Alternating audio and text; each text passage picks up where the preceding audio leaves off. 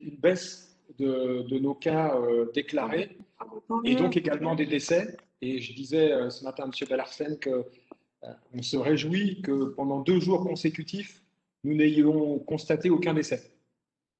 Ouais, ce qui n'est pas encore le cas au Maroc, hein. Mais bon, on en a beaucoup moins, on a moins d'une dizaine par jour, mais bon, il y en a toujours, malheureusement encore. Oui, c'est quand même terrible Ouais. cette pandémie-là. Il faudrait quand même que tout ça se... Et on va commencer le Ramadan dans les mêmes conditions que l'année dernière. C'est pas facile, hein. Oui, c'est Enfin. compliqué, hein. C'est vrai, c'est vrai. Mais bon. Bonjour, cher ami, cher Hamou, mais ça va? Bonjour, ça va, Ça va, Madame c'est bien. Sadik? Oui, Alhamdoulilah, très Allah bien. ybarik. Donc, ouais, Ah ouais, ça dit. désolé, j'ai eu un petit souci pour me caler au Ah, moi, démarrage. moi, j'ai eu du mal à me connecter, mais bon, Ouais, finalement, c'est fait. tout est bon. Ouais, ouais. Je pense qu'on Vivement, est vivement dans des les... réunions présentielles. Ah, exactement, exactement. Je pense que c'est pour bientôt. On va prier pendant le J'espère. Ramadan pour que ça revienne. Exactement. On va encore sacrifier un mois en espérant que ça va arranger les choses. Ouais, ouais. Ah ouais, je pense. On est, avec la vaccination, on est dans le bon sens, hein. Mhm. Bah, je sais pas si on n'a plus reçu le vaccin depuis longtemps. Apparemment, ça va venir, il paraît. Ouais, ouais, ouais. Ça Très fait bien. longtemps qu'on n'a pas eu de vaccin. On est à combien, Sibel Hassan, de personnes connectées? On a 220 inscrits donc, sur la plateforme. On sera suivi également en direct sur Facebook. Donc, il y a un grand intérêt pour ce marché du binaire. Incroyable. Super.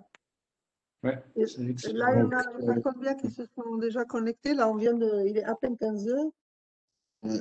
Alors, il y a une quarantaine de personnes qui sont déjà connectées. Déjà connectés. Très bien. Alors, vous voulez qu'on commence? On se donne 2, 3 minutes, non? Oui, oui, on attend quand même, on attend au moins 15h05. Oui, je pense que c'est bien. Avec les problèmes de connexion et tout ça. OK. Ouais, je vais couper ça.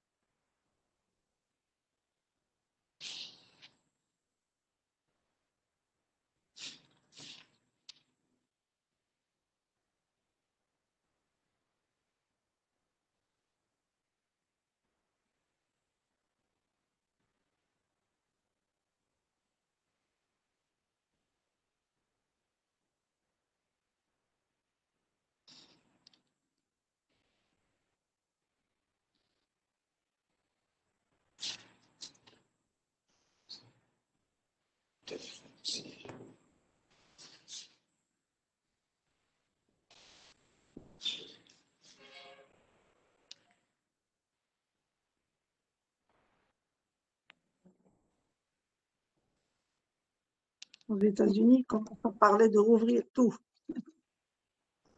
tant mieux, ça remonte un peu le moral. Ouais. Je pense qu'ils ont vacciné en force. Ouais, ils vaccinent apparemment 2 millions par jour. C'est la folie. Ah ouais, c'est bien ça. Ce qui paradoxalement pourrait éventuellement, mais il y a un cas déclaré, c'est le président argentin, me semble-t-il, qui aurait reçu les 2 doses et qui aurait été Ah, quand malgré. même. Oui, il paraît, oui. Ouais, j'ai pas vu ça. Alors ça, Bah, c'est pas, Malgré le vaccin? ça rassure pas, ça. enfin, c'est un cas sur des millions. On peut Ouais, espérer que ce soit un cas isolé. c'est vrai, tout à fait. En fait, de toute façon, ce qu'ils disent avec le vaccin, même si on a la Covid, c'est atténué. Donc, c'est pas les formes Ouais, graves. certainement, ouais, ça doit pas Voilà. être très grave. Ouais. Voilà.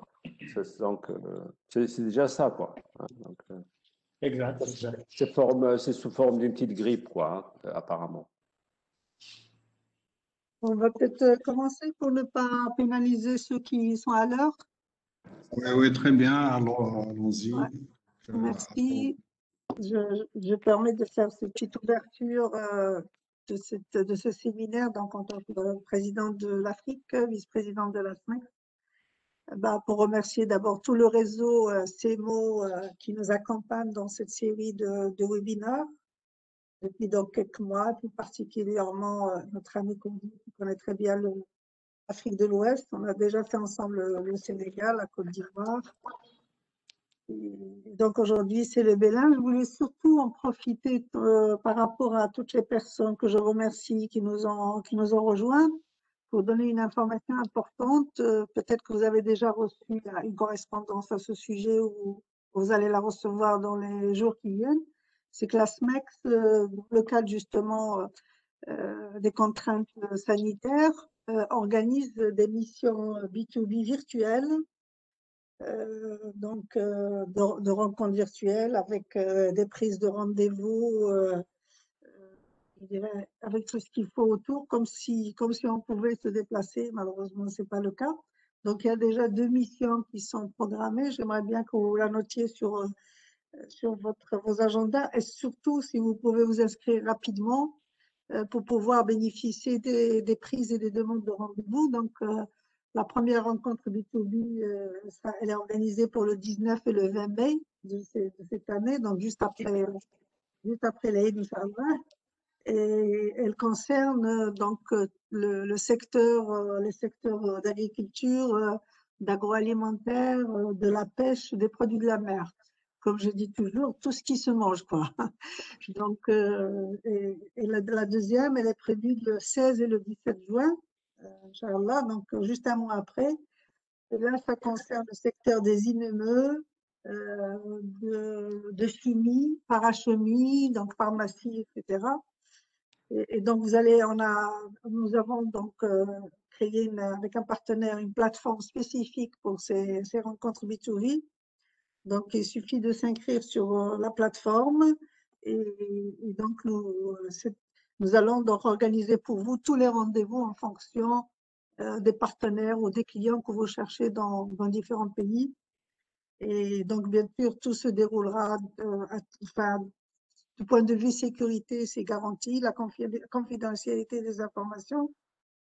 Et donc, il suffit de s'inscrire pour que par la suite, vous allez recevoir votre mot de passe pour pouvoir justement se mettre sur la plateforme.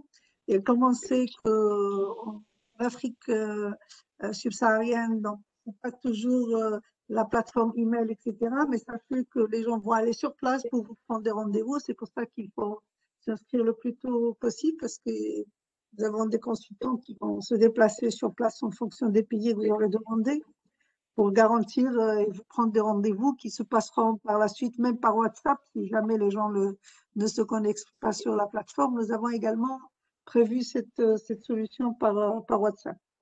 Donc, n'hésitez pas à vous inscrire. Si vous n'avez pas encore reçu l'invitation, envoyez un petit message, faites connaître votre intérêt pour ces 2 rencontres, donc celle de mai et celle de juin. Et voilà, donc je vous remercie et je passe la parole tout de suite à notre partenaire pour tous ces webinaires. Merci à vous.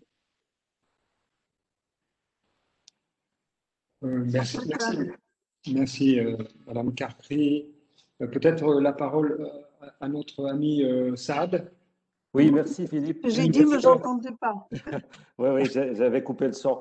Merci Madame Carpry, Madame la Présidente, pour votre mot d'introduction et à mon tour de saluer les participants à ces webinaires. Nous sommes très heureux de voir que de plus en plus, il y a un grand nombre qui vient et j'en profite pour saluer Monsieur Philippe Cordier, notre partenaire du cabinet CEMO, qui est devenu un habitué de la SMEX. On va peut-être proposer d'être membre, même si tu es au Sénégal, tu seras bienvenu. Donc aujourd'hui, on va travailler sur le Bénin, enfin Doing Business avec le Bénin. Avant toute chose, je viens d'apprendre qu'il y a une mission qui est organisée en Afrique. Enfin, c'est juste pour préciser à Madame Karkari que nous pouvons mener aussi ce genre de mission. Enfin, Philippe, on a mené plusieurs pour, je pense, des organismes français. Et donc, enfin, sachez que nous sommes en mesure aussi d'en faire de même. Ça peut être en distanciel ou même en combiné, parce que souvent, c'est des roadshows En hybride. voilà, hybrides. Donc, je sais que Philippe en a mené plus enfin, il a des références éloquentes et donc voilà. Donc, sans plus tarder, je vais passer la parole à Philippe pour nous parler de ce pays ami. Enfin, le Bénin, c'est un pays qu'on porte, enfin, que les Marocains portent dans leur cœur, un peu comme le Sénégal. Et tu nous diras peut-être pourquoi et quels sont les liens, etc., je pense. Juste pour rappeler à nos participants l'organisation, donc on aura à peu près une présentation de 45 minutes à 1 heure. Au cours de cette présentation, vous pouvez poser vos questions sur le chat. Ça sera géré par Monsieur Belhassan, que je remercie. Et moi-même, à la fin de la présentation, on va un peu rassembler les questions par thématique. On va essayer d'y répondre. Et pour ceux qui veulent témoigner en live, ils auront la parole à la fin. Donc, n'hésitez pas aussi à lever la main pour qu'on vous inscrive et qu'on vous donne la parole. Ça sera à peu près pour un quart d'heure à une demi-heure à la fin. Donc, la parole à M. Philippe Cordier, que je remercie pour cette présentation. Merci. Bonjour à tous et à toutes. D'abord, vif remerciement à Madame Karkari, la présidente donc, du comité Afrique. J'en profite également, il n'est pas présent, mais pour remercier le président. Remercier également et mon ami et collègue Saad Amoumi du cabinet Avar Consulting. Alors oui, je réitère ma totale disponibilité à accompagner tous les efforts que consent le Royaume à travers la SMEX notamment, à travers les pays sur lesquels nous sommes présents concrètement. Effectivement, on a mené pour différents pays et à différents moments des missions, qu'elles soient en groupe, en équipe, ou en tout cas en cohorte, comme c'est un terme actuel, ou bien sur des missions de type one-to-one, en accompagnement, en qualification donc, de partenaires pour faciliter les rencontres. L'idée étant de faire gagner un peu de temps aux entrepreneurs se déplaçant pour aller droit au but, c'est-à-dire déjà avoir préqualifié entre guillemets les personnes éventuellement intéressées et intéressantes. Voilà, alors j'ai vraiment un grand plaisir pour le coup à vous présenter ce pays, le Bénin, pour une raison particulière, deux au moins. À la tête de ce pays, le Bénin, c'est un chef d'entreprise, M. Patrice Talon, et le moins qu'on puisse dire, c'est qu'il gère ce pays comme une entreprise. Et on aura l'occasion de dérouler les qualités au niveau global, mais surtout au niveau économique de ce positionnement en tant que chef d'entreprise. Alors, la particularité, c'est qu'on pourrait dire, avec un peu d'humour, que la diplomatie n'est pas le cadre premier des interventions du président de la République, Patrice Talon. On a vu que par ailleurs, il a déjà fermé quelques ambassades à droite et à gauche, enfin, voilà, et ne répond pas de manière systématique aux sollicitations, entre guillemets, diplomatiques. Mais encore une fois, il faut entendre ce point de vue comme étant la volonté première, dure, ferme et définitive de mobiliser toutes les actions possibles en faveur du développement économique de ce beau pays qu'est le Bénin. Et les résultats, je vais faire un petit préambule parce que c'est un peu particulier quand même dans la région. J'ai présenté, je crois, c'est le cinquième webinaire, il y en aura encore 3 si je ne m'abuse. Et vraiment, c'est un moment central, justement, par la caractéristique de la gestion du président actuel, du président Talon. Donc, je me permets si vous le voulez bien, ce petit préambule un peu plus long que d'habitude. À tel point, cette volonté ayant été installée en 2016, on sait que, par exemple, l'agence Moody's, donc, qui est une agence de notation internationale, a relevé la note du Bénin. Donc, elle est passée c'est des termes techniques, hein, mais elle est passée de B2 à B1, avec une perspective stable au point de vue donc, macroéconomique. C'est des solides résultats en matière d'assainissement des finances publiques et de l'amélioration de la structuration de la dette. C'est extrêmement intéressant, extrêmement important. Contrairement à tous les autres pays que j'ai la chance de servir ici, le Bénin s'est désolidarisé des autres pays francophones pour demander la suspension du service de la dette, par exemple, auprès du G20. Et ceci intervenant sur le fait que préalablement, tout avait été mis en œuvre pour réétaler le service de la dette. Donc vraiment un fonctionnement, j'allais dire, vraiment entrepreneurial au sens noble du terme. Calculer la capacité d'emprunt, calculer les capacités éventuellement de réemprunter. Donc le Bénin, à ce jour, dans la région, a un profil qui est particulier, et notamment depuis l'arrivée du président Patrice Talon en 2016. Vous savez que dans quelques jours, le 11 avril, donc, il y aura le premier tour des élections, auquel se présente également le président Patrice Talon. Voilà. Donc, un programme économique et financier pour créer les conditions d'une économie, excusez-moi, les conditions d'une croissance forte et durable donc, de son économie.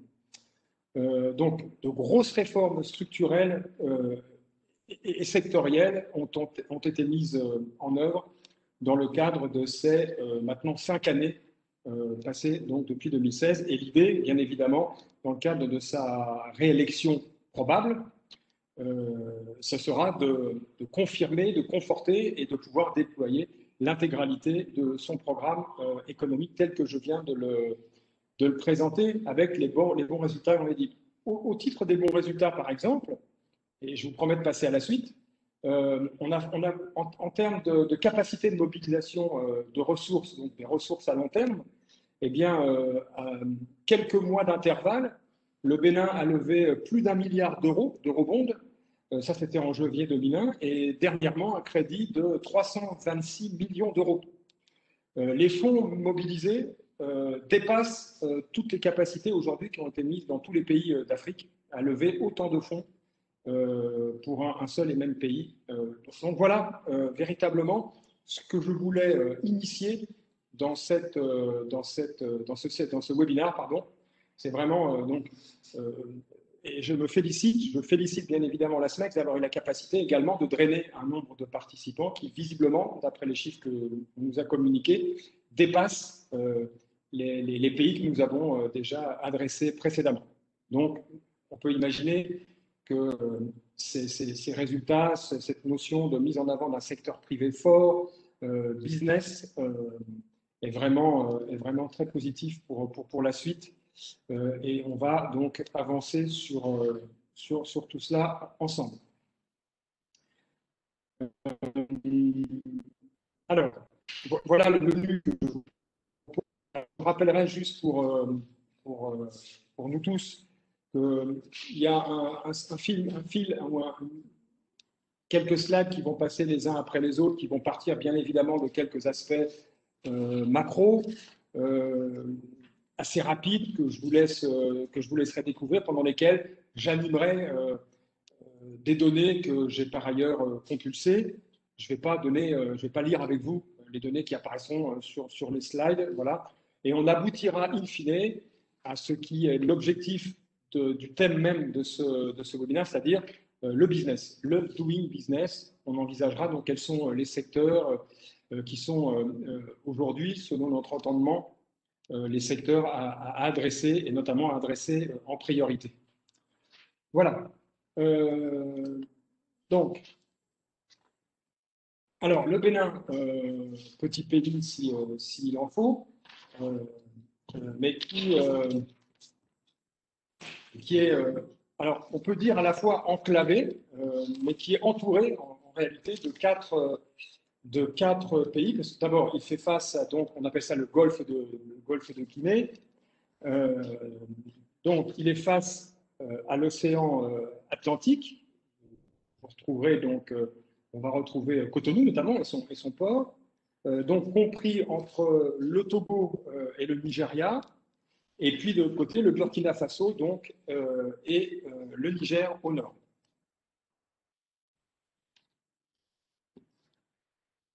Voilà.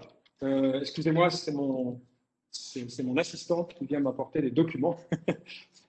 Je suis désolé de cet intermède, mais on est en direct, comme le diraient nos amis de la télévision. Voilà, donc bien évidemment, le Bénin est membre de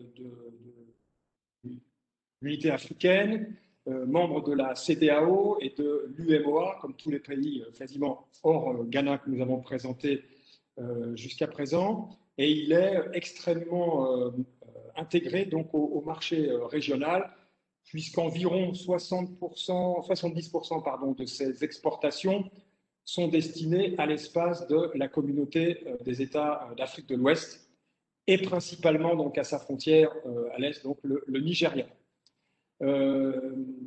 Alors, venant sur le Nigeria, vous avez sans doute, comme nous, quelques informations, ou suivi les informations.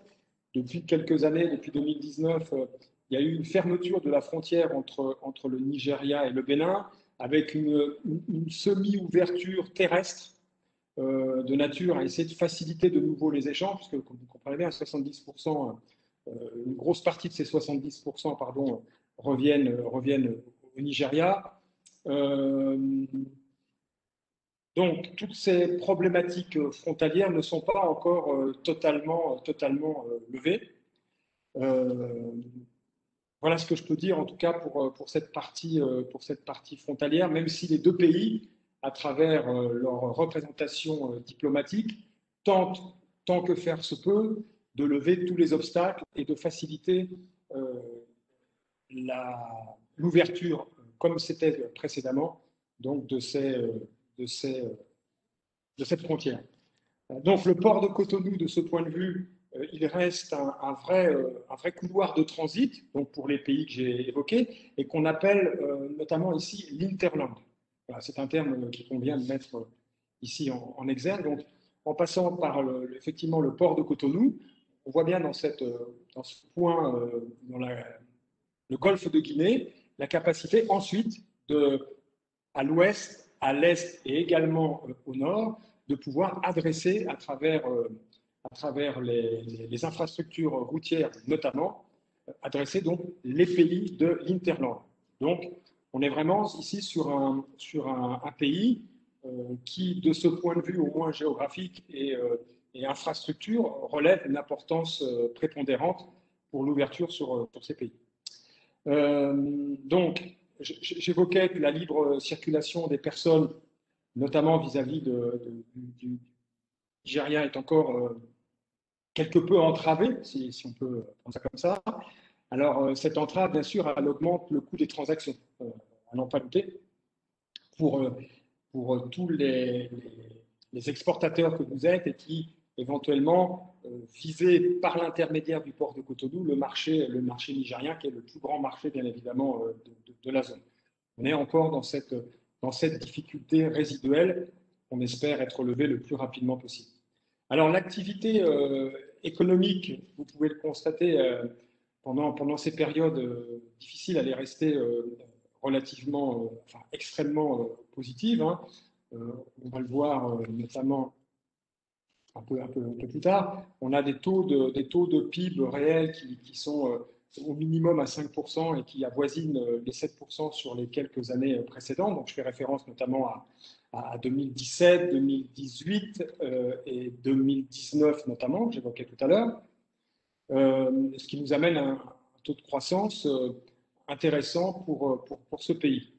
Donc, bien évidemment, tout cela est principalement soutenu par le dynamisme de l'activité portuaire qui, lui, hors période particulière de la pandémie, est toujours en augmentation et en croissance permanente. Un chiffre à vous communiquer à ce sujet-là, en 2018, on a eu une augmentation de l'activité portuaire de 8,5%. Et la sur cette période, donc qui n'a pas décliné en 2019, et bien évidemment l'année 2020 peut-être sensiblement plus délicate. Alors, excusez-moi. Tous ces effets positifs sont tenus, comme je le disais précédemment, par une myriade de programmes qui ont été donc à la fois proposés, présentés par le gouvernement en 2016 et déclinés au fur et à mesure des années dans un plan qui ressemble de près à ce qui avait été décliné précédemment. On peut remarquer également qu'on a une inflation qui reste également modérée, qui varie entre 1 à 2% sur les 3 à 4 années précédentes. Alors, qu'est-ce que je peux vous dire à ce moment-là? Vous avez sous les yeux des éléments qui reprennent à ce stade des choses générales et globales que nous affinerons par la suite, notamment sur les parties fiscales sur lesquelles nous reviendrons, à travers également les avantages fiscaux qui ne manquent pas d'être au rendez-vous de ce programme gouvernemental. Vous avez donc un élément de fiscalité TVA qui correspond globalement à ce qui se fait dans la zone. On a effectivement des niveaux de salaire qui correspondent là encore à ce qui se passe dans la zone, mais peut-être un peu moins important, notamment que c'est le cas en Côte d'Ivoire, par exemple, voire même au Sénégal. Et puis, des premières informations donc, sur les taux d'impôt société, sachant qu'on avoisine les 50% donc, en ce qui concerne la retenue globale pour les entreprises. En ce qui concerne les salaires, donc vous avez ici quelques indications et également des indications de congés payés qui reprennent globalement ce qui se passe dans la zone, et on a une obligation durée légale de travail donc de 40 heures de travail pour les travailleurs, soit 2400 heures de travail pour le secteur agricole qui représente au Bénin chez nous une grosse partie, très très grosse partie donc, de cette activité. Alors, bien sûr, c'est maintenant de mise et c'est assez récurrent dans la présentation que nous faisons de nos économies. Là encore, au Bénin, on a une économie informelle résiduelle, mais qui se trouve être peut-être encore un peu plus importante qu'on ne l'a dans les autres pays sur lesquels nous sommes intervenus, et notamment, vous voyez sur cette courbe qui se trouve à droite, qu'effectivement, on est un peu plus en deçà que ne le sont les quelques autres pays sur lesquels j'ai trouvé cette planche. Bien sûr, je le dis systématiquement, il faut conjuguer avec ce secteur.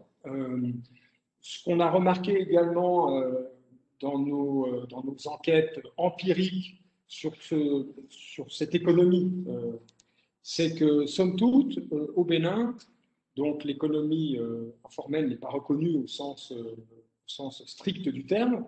En revanche, parallèlement, on retrouve des associations fondées sur l'économie informelle. C'est vous dire que, c'est historique, ça date de la fin, c'était déjà le cas à l'époque coloniale, c'est à ce moment-là où en réalité on a vu émerger cette économie particulière, cas spécifique, mais également elle a, au fur et à mesure des années, généré donc ses propres ressorts et ses propres cette propre gestion, que ce soit à la fois à Cotonou ou Porto Novo, enfin la capitale, que ce l'est également dans les différentes régions. Donc, comme d'habitude, le secteur informel est un secteur dont il faudra tenir compte. Quelques mots sur les spécificités locales. On a une multiplicité d'ethnies qui est une richesse culturelle extrêmement importante au Bénin. On a également tout un tas de sites géographiques et culturels particuliers, dont on reparlera notamment quand on reviendra plus précisément sur les développements d'opportunités, des parcs nationaux, etc. On a recensé 46 ethnies, c'est vous dire si la diversité culturelle au sein de notre beau pays qu'est le Bénin est extrêmement riche. Deux mots sur la partie spirituelle, si je puis dire. Le berceau de ce qu'on appelle la pratique vaudou, elle vient effectivement du Bénin. Alors vaudou selon une certaine appellation, et puis animiste selon une autre. Et c'est encore assez prégnant dans notre pays, même si on retrouve effectivement catholiques et musulmans, mais avec une certaine connotation, si je puis dire, qui a des relents de cette notion culturelle ancestrale. Alors, bien sûr, comme d'habitude, des mots importants sur la notion donc, de Covid. On évoquait en aparté avec Madame la Présidente, avec Monsieur Bellarsen et mon ami Saïd Amoumi, ces aspects à la fois dans notre région et au Maroc. Donc, vous pouvez constater que les chiffres relatifs présentés sous vos yeux sont des chiffres extrêmement faibles compte tenu de ce qu'on connaît également dans la région. Ce sont en tout cas les chiffres réels à hier soir, tels qu'ils sont déclinés par les organismes internationaux, donc en référence avec le ministère de la Santé locale. Je vous ai donné quelques dates brèves, au-delà du plan de soutien. Bon, toujours on parle beaucoup de milliards. Le plan de soutien, ce que j'aimerais qu'on retienne éventuellement ici, c'est que le plan de soutien a été majoritairement déjà soutenu, comme son nom l'indique, plan de soutien, mais il a déjà été largement mis en œuvre, ce qui est encore un gage d'opérationnalité dans ce pays. Je reviens à mon préambule initial. Et sur la partie gauche, en dessous du nombre de cas, vous retrouvez quelques éléments temporels. Le principal à retenir, c'est que depuis le deuxième semestre de 2020, globalement, on a rouvert les frontières. Effectivement, il y a des protocoles de tests qui sont obligatoires et à réaliser par tous les voyageurs vers le Bénin. Et puis une mise en quarantaine pour tous les nouveaux arrivants. Donc il faut calculer cette obligation. Alors bien sûr, soumis à des mesures strictes de distanciation, d'obligation de masques et divers autres gels hydroalcooliques. Bon, je pense que l'idée ici n'est pas tant de faire un speech sur la partie Covid, dont on voit que par ailleurs, elle a été traitée avec efficience et efficacité. Et je vous propose que nous avancions dans nos planches pour revenir sur des aspects plus business. Ainsi donc, vous voyez sous vos yeux la partie donc de produit intérieur brut. Donc les chiffres que vous avez sous les yeux sont les chiffres qu'on a recensés, qui sont globalement admis, alors avec pour certains, selon l'organisme, quid de la Banque mondiale, quid du ministère de l'économie et des finances béninoises, ou bien de la Banque mondiale, on a à la virgule près, on peut avoir quelques différences, mais somme toute, on retrouve ici les chiffres qui sont communément admis. Donc on voit que pendant la période de pandémie, comme vous pouvez le constater, sur la pente extrêmement positive et dynamique depuis les années 2016, 2017, 2018, 2019, on a su maintenir en 2020 un produit intérieur brut positif et qu'on engage déjà sur les années 2021, donc c'est-à-dire pour notre année et les années futures, un rebond qui, le plus rapidement possible, devrait nous ramener dans cette perspective de croissance. Alors, les 5% qui apparaissent ici, je les ai laissés, même si, par ailleurs, somme toute, on a trouvé d'autres données qui augmentent ce taux de PIB pour l'année 2021. mais peu importe. Je dirais que le principal est de voir la courbe, donc capacité de résilience en 2020 et capacité de rebond dès 2021 et 2022. Vous avez plus bas dans la partie basse donc la répartition par secteur d'activité. Et on voit que l'agriculture, si elle a effectivement une partie importante, les services sont la partie la plus prépondérante des secteurs au Bénin. Voilà à peu près ce que je peux vous dire. Alors, ce qu'on peut également relever ici, qui mérite d'être soulevé, c'est la notion de valeur ajoutée. Contrairement à ce qu'on avait vu sur les autres pays, par exemple, vous pourrez constater que la valeur ajoutée sur l'agriculture est identique à la valeur ajoutée sur les services, ce qui, pour le coup, montre une capacité de l'agriculture ici à être performante, pour le moins, en tout cas, toutes choses égales par ailleurs. On va continuer avec donc j'allais dire la notion du monde des affaires. Important. On arrive dans la notion donc, des investissements. Donc, alors, IDE, les investissements, excusez-moi, directs étrangers. Donc, on voit que ici, on a des chiffres, notamment sur la transparence des transactions, qui est somme toute relativement positive. Et on peut constater également que le pays attire des investissements directs étrangers qui, là aussi, vont dans un sens toujours croissant et positif. Je n'ai pas d'autre explication à ce moment, si ce n'est à rentrer dans des données macro qui n'ont sans doute pas lieu d'être ici. C'était l'objet même de mon préambule. La capacité des chefs d'entreprise à comprendre le modèle béninois instauré par un ancien chef d'entreprise, qui l'est toujours, bien sûr, par ailleurs, mais en tout cas une gestion d'un État géré par un chef d'entreprise, eh bien, un chef d'entreprise parlant à d'autres chefs d'entreprise, je dirais que c'est une caractéristique fondamentale, évidente.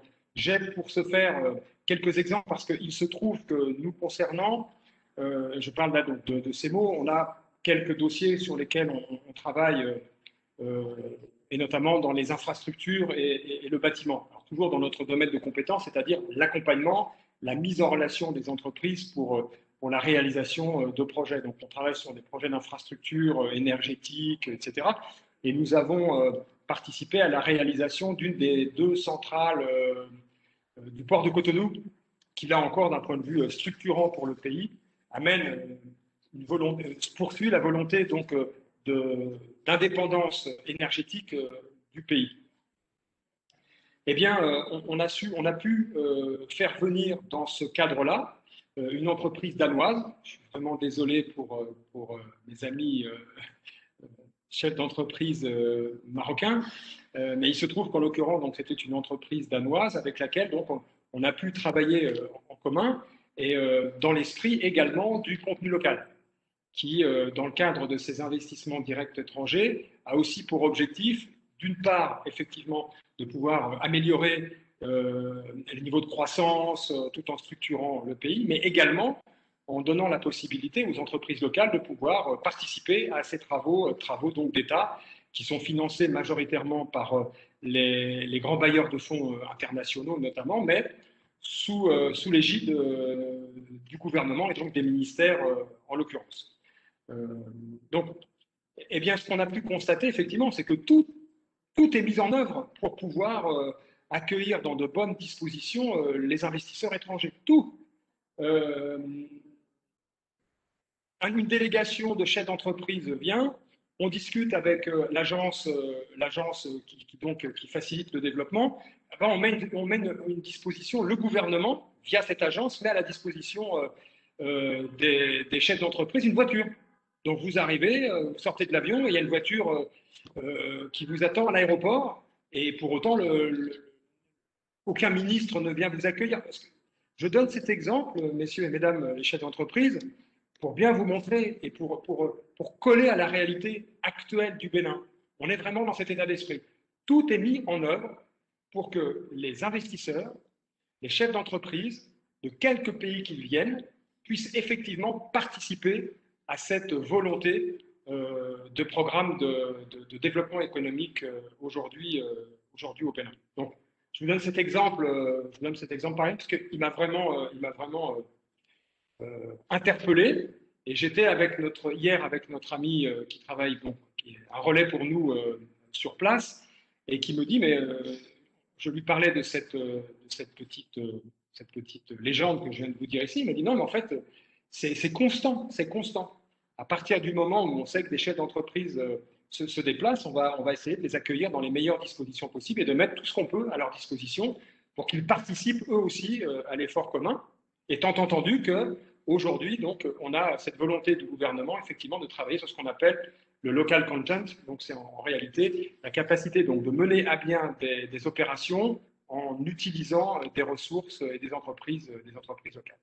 Donc, tout cela favorise effectivement la venue d'investisseurs étrangers au sein duquel on va retrouver des entreprises marocaines, du Royaume, bien sûr, mais pas que.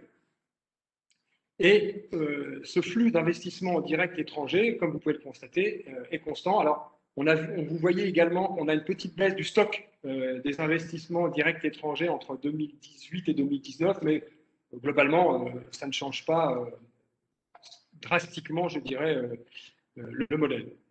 Bien. Alors, avant de venir à la suite, donc, on va évoquer la notion des services financiers. Ça fait partie de nos planches traditionnelles maintenant. Alors, le marché financier, il est dynamique au Bénin. Il est dynamique. Avec, comme vous pouvez le constater, une inclusion des services financiers relativement importante. En revanche, encore, la contrepartie ou l'effet moins positif que celui que je viens de vous livrer ici, qui est le taux d'inclusion des services financiers, on retrouve la difficulté des banques, quelles qu'elles soient, à financer les entreprises. Ça reste, comme c'est le cas dans nos contrées, une difficulté résiduelle. Alors là encore, les banques du Royaume marocain sont présentes, comme vous pouvez le constater ici, et comme on le dit de manière systématique dans nos rencontres mensuelles dans les autres pays, où sont présents les mêmes banques quasiment. En tout cas, ces représentations via des succursales ou d'autres manières d'investir les pays dans lesquels les banques sont présentes. Et c'est un avantage évident pour les investisseurs que vous êtes, parce que la présence de vos banques nationales dans nos pays sont un gage de facilité des transactions et notamment d'historique en matière de financement. Pourquoi? Parce qu'on a encore interrogé hier 3 banques locales. Alors, volontairement, on n'a pas interrogé les banques marocaines, mais nous avons hier pris le soin d'interroger encore 3 banques pour préparer cette planche. Et ce qui nous est revenu de manière systématique par 3 opérateurs locaux, c'est que, aujourd'hui, quand vous devez faire recours à l'emprunt, même si vous avez des garanties à apporter, notamment à la création, on vous demande de manière récurrente de pouvoir présenter 4 ou 5 années de résultats. Alors, on comprend bien que d'un point de vue rhétorique, excusez-moi l'expression, c'est stupide. Si je viens créer mon entreprise, c'est donc que je n'ai pas de bilan et de compte de résultats à vous présenter, mais c'est un système qui perdure et qui, à ce jour encore, ne facilite pas la création des entreprises au niveau local. Alors, de ce point de vue-là, raison pour laquelle j'évoquais la présence de vos banques nationales, les banques du Royaume, qui, de ce point de vue, dans le cadre des relations qu'elles ont avec leur siège social au Maroc, peuvent éventuellement, en tout cas, on fait confiance aux banques marocaines et aux prestataires de services, des conseils internes, de pouvoir trouver des systèmes qui permettent de lever des fonds en référence éventuellement à des historiques ou autres qui seront donc en rapport avec votre activité locale, j'entends locale au Maroc. Voilà à peu près ce qu'on peut dire. Alors, comme c'est le cas dans quasiment toute notre région, et ici plus qu'ailleurs, comme vous pouvez le constater, puisque l'inclusion des services financiers, on n'a pas trouvé mieux en Afrique de l'Ouest qu'ici, on avoisine les 80%. Les pays derrière sont loin de ce résultat. Majoritairement, pour autant, on retrouve ici des services bancaires monétisés via le téléphone. Donc c'est aujourd'hui ce qui fait véritablement le succès de cette inclusion des services financiers. Voilà ce que je pense pouvoir vous dire en la matière. Je pense vous avoir dit le principal. On a une répartition des points de vente qui reste assez conséquente, puisqu'on a à peu près 650 points de vente de services pour 1000 km² en 2019, ce qui fait qu'au sein de l'UMOA, c'est en termes de présence, de pénétration géographique des services financiers, c'est le numéro 1 donc, dans l'UMOA. Donc vous voyez que, encore une fois, sous différents aspects, y compris sous cette notion bancaire, eh bien, on retrouve ici la capacité du Bénin à se positionner de manière extrêmement positive. Alors, je propose que nous avancions toujours dans notre partie. Donc, on avance de plus en plus dans la partie donc, du commerce. Donc, ici, vous avez sous vos yeux donc, la planche. Excusez-moi, j'ai un petit souci d'ordinateur. Voilà. Qui fait référence donc directement à la partie du commerce extérieur. Et vous pouvez constater, donc, comme d'habitude, on a une balance de l'économie qui est déficitaire. On a plus d'importations qu'on a d'exportations. Et là, ici, en l'occurrence, concernant le Bénin, on a vraiment une balance déficitaire extrêmement importante, puisque, vous l'avez constaté, hein, les chiffres sont éloquents. Dans l'importation des biens, on arrive à un chiffre qui dépasse quasiment à 3500, alors qu'on est à peine à 400 pour les exportations. C'est vous dire si cette balance est relativement, vraiment en deçà de ce que pourrait espérer le pays. Donc, voici maintenant de manière un peu plus précise, me semble-t-il, et pour avancer dans notre sujet du doing business Bénin vis-à-vis, bien évidemment, des investisseurs potentiels, exportateurs, importateurs et investisseurs potentiels que vous êtes au Royaume. Voici donc les rapports entre le Royaume et le Bénin. Donc, le Bénin est le 33e, décidément, 33e marché d'exportation du Maroc, ce qui fait 0,4% des exportations marocaines. C'est bien plus, par exemple, que ça ne l'était dernièrement le mois précédent pour le Ghana, par exemple. Et très peu d'importation du Bénin vers le Maroc. Donc, je vous parlais de la balance tout à l'heure de manière générale. Donc, vous voyez qu'également la balance en ce qui concerne le commerce extérieur entre le Bénin et le Maroc, elle est légère, elle est extrêmement déficitaire pour le Bénin et excédentaire pour le Maroc. Donc, la planche qui suit, normalement, devrait nous apporter des éléments donc, sur les types de produits qui sont échangés entre nos deux pays, entre donc, le Bénin et le Maroc. Donc, je pense qu'il y a peu d'intérêt à évoquer ici avec vous ce qui sort de chez nous pour venir au Royaume, principalement donc, des articles de bois et quelques fruits. Bon, du coton, bien sûr, puisqu'on est le premier exportateur de loin de coton. Mais à part ça, bon, peu de choses. En revanche, je veux constater, messieurs et mesdames les exportateurs, ceux qui commercent déjà avec le pays, que voici donc les produits donc, qui sortent, qui viennent du royaume vers le Bénin. Donc les fertilisants, bien sûr, tout ce qui est produit issu de produits de sucre, qu'ils soient donc confectionnés, c'est-à-dire en tête fabriqués, tout ce qui concerne bien évidemment les équipements électriques.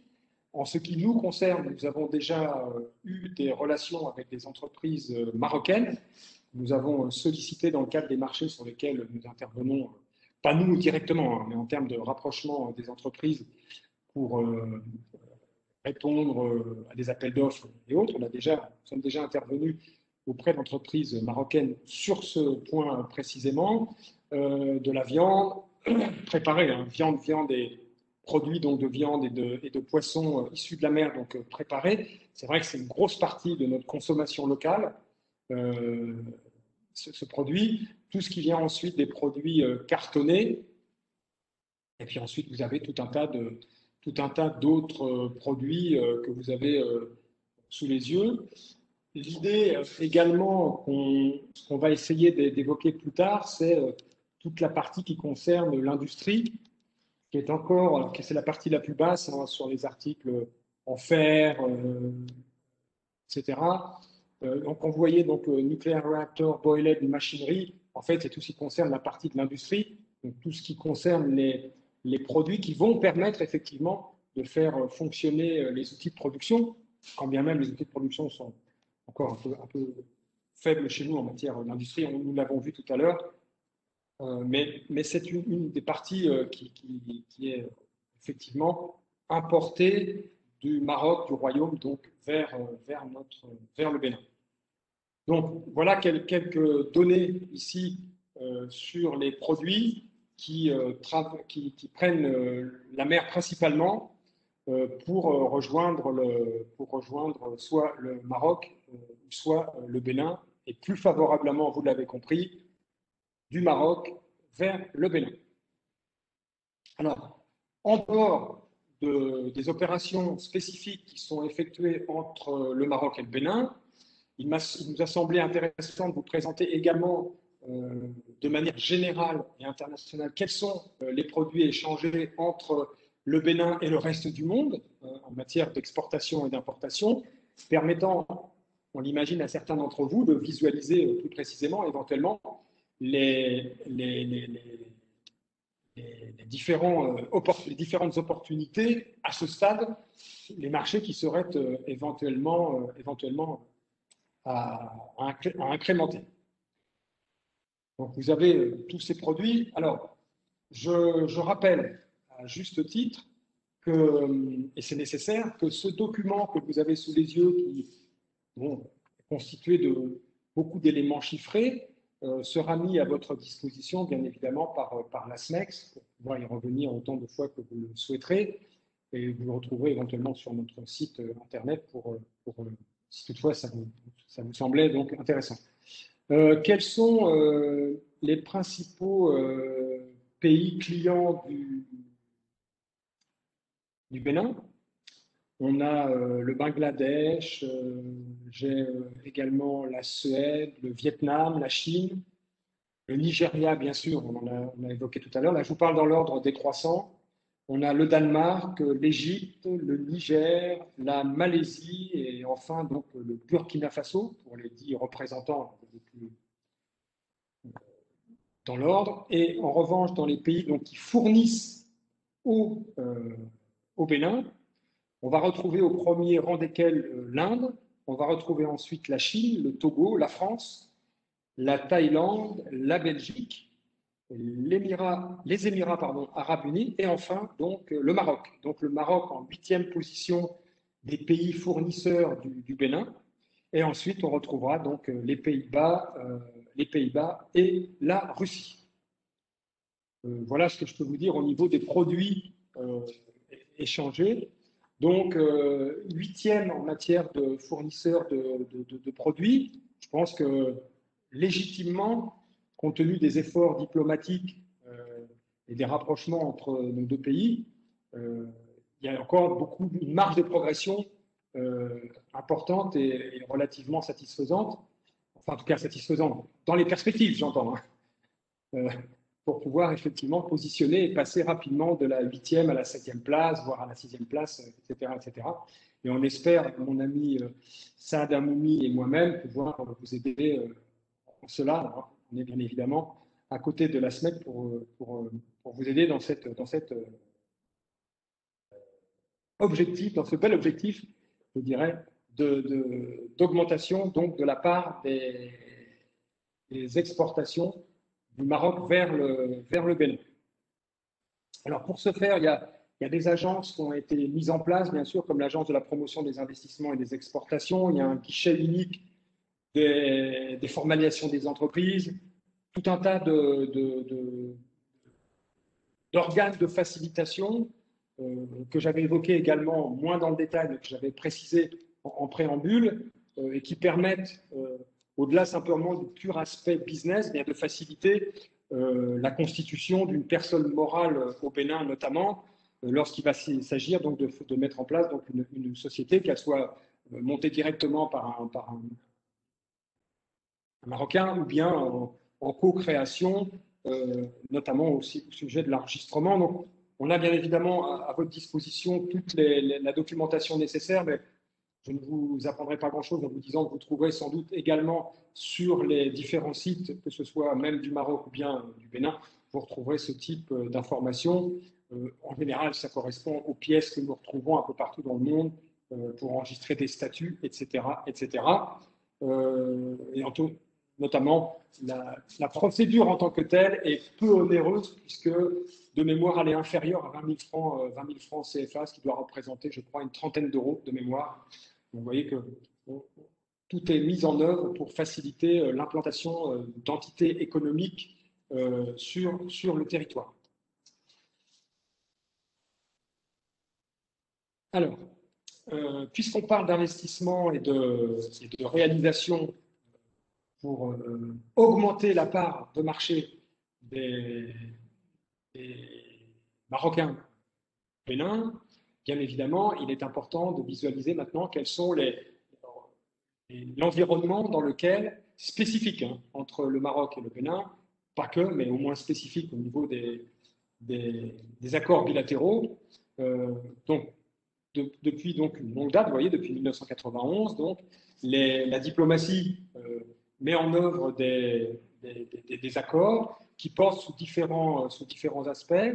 Et dernièrement, donc vous le voyez ici, c'est 2019, une partie avait été signée de mémoire à Cotonou et une autre partie à Rabat, je crois. Peu importe, en tout cas, on voit bien qu'il y a une notion d'échange. J'ai la certitude que les deux, et c'est pour ça qu'il y a deux dates différentes, n'ont pas été signées au même endroit. L'idée était de renforcer le cadre juridique des accords précédents qui dataient de 1991, mais qui vont dans le sens effectivement de la coopération entre les deux États. Tous ces accords bilatéraux peuvent bien évidemment faciliter, vous vous en doutez, les relations entre les deux pays. Et de ce point de vue, je pense que les représentations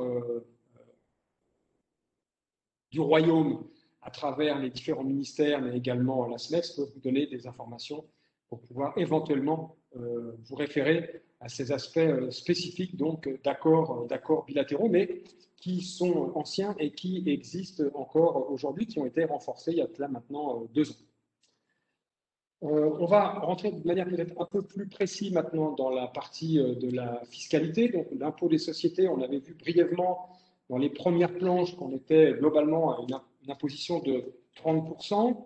Vous voyez que selon le type d'activité, on peut également avoir des variations, comme c'est le cas généralement.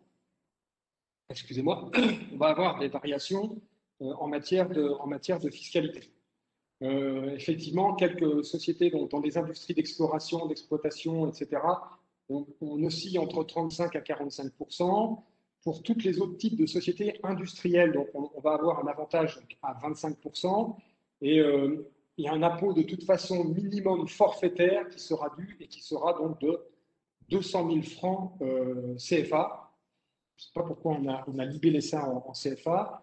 200 000 francs CFA, 100 000 francs CFA, donc on est à quelque chose comme 65 000 francs CFA, c'est 10 euros. 3 x 6, 18. Oui, on est à peu près à une trentaine d'euros, quelque chose comme ça, si je ne m'abuse. C'est ça. 6 x 3, 18, on doit être à une trentaine d'euros, qui est l'impôt minimum forfaitaire, qu'on reverra tout à l'heure sur une planche suivante, puisque c'est un cadre spécifique qui a été mis en place il y a très peu de temps, notamment également dans le cadre de la réponse à la pandémie Covid. Donc, encore une fois, du pragmatisme économique, comment permettre à la fois à l'État de réaliser ses obligations budgétaires sans pour autant asphyxier totalement les entreprises, notamment les entreprises qui rencontrent des difficultés. Vous voyez qu'effectivement, ici, cette notion d'impôt minimum forfaitaire, aux montants qui sont exposés, sont relativement faibles. De la même manière, donc on a pour les sociétés nouvellement créées, vous voyez qu'on a des réductions donc qui sont exceptionnelles, mais on n'a pas de date de fin. En tout cas, sachez qu'aujourd'hui, si vous créez une société, vous pourrez bénéficier de ces réductions donc, qui sont dites à titre exceptionnel. Et vous avez également, dans le cadre de la fiscalité générale, des retenues à la source qui sont déployées donc, sous vos yeux, sous cette rubrique. Mais on avait déjà, dans la première planche, envisagé cette notion fiscale. Je rappelle que vous aurez tous ces éléments par devers vous dans le cadre de la mise à disposition de ce document. Ce que je souhaiterais éventuellement avancer avec vous, voilà, c'est notamment sur des dispositifs spécifiques qui intéressent toujours, à juste titre, donc, les investisseurs que vous êtes. Donc, on bénéficie d'un code des investissements. Je ne suis pas rentré dans le détail du code des investissements pour ne pas alourdir cette présentation, que bien évidemment, vous vous doutez, on a les éléments constitutifs par devers nous dans nos différents dossiers. Je me suis simplement borné, nous sommes simplement bornés à vous mettre à votre disposition les secteurs qui sont couverts par ce code des investissements, étant entendu qu'à partir du moment où vous avez au moins ces secteurs, eh bien, vous savez que si vous rentrez de près ou de loin dans l'un de ces secteurs, eh bien, vous savez déjà que vous pouvez rentrer éventuellement dans le code des investissements et ensuite, par l'intermédiaire de vos conseils, eh bien, trouver des informations plus précises pour les modalités ensuite de la réalisation de ce code des investissements que je vous présente. Ce code des investissements, donc, tel qu'il est présenté ici, il est très récent, hein, puisqu'il date de février 2020, dans la loi donc, fiscale de février-mars 2020. Donc, elle est effectivement à jour. Et elle permet de bénéficier, comme son nom l'indique, d'avantages fiscaux extrêmement importants dont il faut bien évidemment se munir pour pouvoir réaliser sa pénétration de marché dans les meilleures conditions possibles. Mais je pense que de ce point de vue-là, je ne vous apprends pas grand-chose de manière générale, si ce n'est de vous répéter comme on le fait mensuellement avec mon camarade Saad Amoumi, faire des affaires à l'étranger, certes, rencontrer du monde, enfin rencontrer vos alter-ego, essayer de mettre en place des réseaux de distribution ou des partenariats, bien sûr, c'est l'objectif, mais comme vous le savez, on vit aussi aujourd'hui plus qu'hier dans un monde complexe. Le code des investissements, les différentes formes de fiscalité, etc., rendent à la fois le monde économique plus attractif, puisqu'il permet de bénéficier de certains avantages. Encore faut-il s'y pencher et réfléchir en amont. Je dis bien en amont, peut-être même avant de commencer à réfléchir à sa destination, en tout cas parallèlement à la destination, pour pouvoir être sans doute soit au même niveau de connaissance que votre interlocuteur, voire même avoir un coup d'avance sur les informations que détient votre interlocuteur local, évidemment. Tout cela rentrant dans le cadre de l'étude de faisabilité ou au moins du business plan sur lequel vous travaillez. Voilà. Donc tous ces éléments sont totalement à votre disposition. Alors j'évoquais tout à l'heure les éléments mis en œuvre récemment Code des investissements, donc tel que je vous l'ai présenté 2020, également donc cette instauration de taxes professionnelles synthétiques qui a été mise en place, donc, je crois, me semble-t-il, dans le cadre de la pandémie, la réponse au Covid, si je ne m'abuse, et qui, là encore, facilite spécifiquement ce qu'on appelle les micro et petites entreprises chez nous. Donc, comme vous voyez, donc, des entreprises qui sont inférieures ou égales à 50 millions de francs CFA. Alors, malgré tout, on parle ici de résultats, hein, le résultat inférieur à 50 millions de francs CFA. Voilà, considéré comme étant donc, une micro ou une petite entreprise. Pour autant, si l'entreprise avait constitué son capital un capital d'investissement en haut de bilan à 500 millions de francs, eh bien, quoi qu'il advienne, que le résultat final soit ou non égal ou inférieur à 50 millions de francs, cette entreprise ne rentrera pas dans cette taxe professionnelle synthétique. Bien, on ne va pas alourdir le propos, c'est simplement par souci de spécification de ce qui est décrit devant vous. Donc, vous avez la grille ici des taxes donc, payées. Je rappelle, et je me rends compte qu'on a peut-être été un peu naïf dans notre présentation, puisqu'on a libellé ici ceci en francs CFA. Je m'en excuse auprès de vous, mais de mémoire, dans la première planche, vous avez la référence en francs CFA et en euros. Je sais qu'au Royaume, on utilise beaucoup la référence de l'euro, globalement divisé par 656.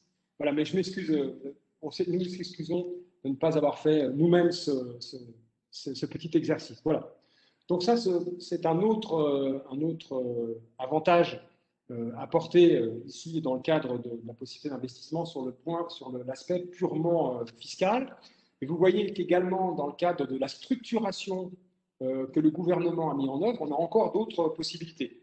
La mise en place donc, de zones franches industrielles, dont nous avons premièrement donc, référencé ici les secteurs, les axes ou les secteurs, si vous préférez, dans lesquels, effectivement, vous pourrez rentrer vos entreprises ou au développement d'entreprises, pour autant que vous rentriez dans ces secteurs très spécifiques. Donc, à partir du moment où vous êtes éligible, parce que vous êtes dans l'agro-industrie, dans la transformation des produits de base tels qu'ils sont décrits, ou bien dans l'industrie halieutique, etc., vous allez pouvoir bénéficier donc, à la date de démarrage de votre activité, d'avantages fiscaux qui sont autres que ceux que nous avons précédemment présentés, bien évidemment, et qui sont spécifiques à cette notion de zone franche industrielle. Mais là encore, dans tous les pays du monde aujourd'hui qui cherchent à attirer les investisseurs, bien évidemment, la zone franche, qu'elle s'appelle industrielle, d'activité économique et autres, sont existantes. Voilà. Donc, on vous a donné aussi quelques caractéristiques pour être agréé à cela. Quelles sont les conditions qui vont vous permettre d'être agréé, au-delà simplement des axes, en tout cas des secteurs dans lesquels vous avez les conditions qui vous permettent, les conditions générales, hein, bien sûr. Après, là encore, il faut vous rapprocher des consultants et des conseils pour pouvoir visualiser de manière très précise. Mais on vous a donné quelques modalités donc, qui font référence à ces zones franches industrielles, à ne pas négliger, bien évidemment. Vous avez également ce qu'on appelle les zones économiques spéciales. Donc, vous voyez que dans la structuration que j'évoquais en préalable, qui a été mon moteur de présentation, vous voyez qu'effectivement, on a de ce point de vue-là tout un tas de possibilités, de structuration qui ont été mises en place et qui corroborent, on l'imagine, en tout cas, la vision de l'État de mobiliser tant que faire se peut, à tout niveau possible, les investisseurs de quelques régions qu'ils parviennent. Donc, ce document, alors à ce jour, les zones économiques spéciales, on n'en connaît qu'une. De mémoire, il y en a 3 qui sont prévues, mais il y en a une seule aujourd'hui qui est en activité. Et voilà sur quoi porte donc, c'est donc dans des régimes d'exportation, bien évidemment, et elle se trouve non loin du port de Cotonou. Donc, on va peut-être pas s'appesantir sur ces aspects peut-être un peu difficiles à mobiliser comme ça sur une planche, mais vous les avez à votre entière disposition. L'idée pour nous, c'est bien évidemment de vous donner le maximum d'informations génériques, vous permettant ensuite de revenir sur les différentes planches pour agrémenter votre connaissance et votre stratégie, vous permettant ensuite de poser directement les questions à différents interlocuteurs, consultants que nous sommes y compris. Alors, tout cela nous amène à la notion donc de créneaux sur lesquels il y a des possibilités d'investissement. Donc, on arrive non pas à la fin, mais j'allais dire au début de l'intérêt porté par la notion même du titre de ces Doing Business, faire du business, au premier duquel donc, nous avons apporté donc, le secteur du tourisme. Je voudrais quand même vous rappeler que, avant d'aborder de manière très précise tout cela, j'ai quelques commentaires à faire en préambule sur la notion donc, de créneaux sur lesquels vous pouvez investir. Donc, donc Cotonou, le port de Cotonou, c'est le 5e plus grand port maritime en Afrique et qui bénéficie d'infrastructures routières alors, modernes vers les principales villes d'Afrique de l'Ouest. Ce qui en fait potentiellement une porte d'entrée des entreprises, des marchandises marocaines vers ce grand marché régional. Je rappelle que ce grand marché régional, ça représente globalement 390 millions de personnes. Donc là encore, on avait vu le port de Dakar, le port d'Abidjan. Vous voyez que de manière un peu particulière dans le golfe de Guinée, on retrouve donc le port de Cotonou qui est le 5e port.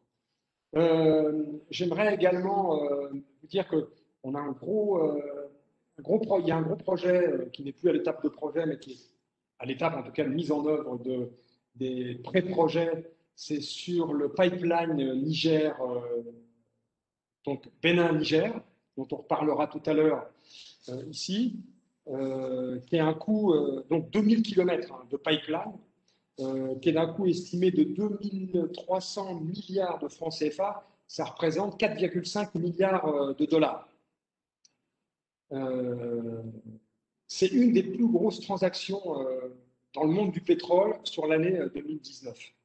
Donc, une grosse partie n'est pas malheureusement sur le territoire béninois, mais sur le territoire nigérien.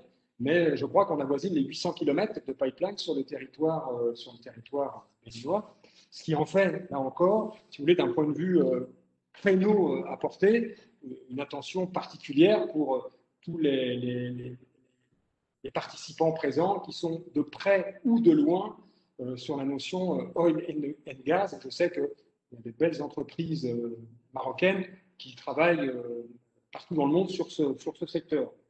On a énormément d'ouvrages dans l'eau et les mines également, avec des budgets qui, là encore, dépassent les milliards de dollars, puisque sur la partie donc, de l'eau et les mines, chez nous, en tout cas ici, il n'y a pas eu d'investissement aussi lourd depuis les indépendances, c'est-à-dire depuis les années 1960. Ça représente là encore un créneau extrêmement important. Et puis, tout un tas d'ouvrages qui vont être mis en œuvre, sur lesquels, je vous disais précédemment, nous travaillons. Tout cela est effectivement le gouvernement à la fois à mobiliser des investisseurs, des investissements, et également d'un point de vue social, à favoriser l'emploi pour bien évidemment ces citoyens. Puisque dans ces futurs chantiers, ou dans les chantiers qui sont déjà en cours, avec cette notion que j'évoquais tout à l'heure de content local, l'obligation de travailler avec des ressortissants locaux, tout cela est positif, bien évidemment, Quand il y avait des projets où je voulais savoir si vous pouviez me mettre en contact avec qui c'est qui s'en occupe, par exemple, l'élaboration et la mise en œuvre du projet d'appui et d'assistance au ministère sectoriel. Donc, je ne sais pas c'est chez qui, des projets au niveau de des projets comme la digitalisation du registre de l'état civil, je ne sais pas c'est chez qui aussi. Je vous avais envoyé un petit tableau juste pour me dire un peu si vous pouvez me mettre en relation avec ces gens-là ou comment est-ce qu'on peut faire.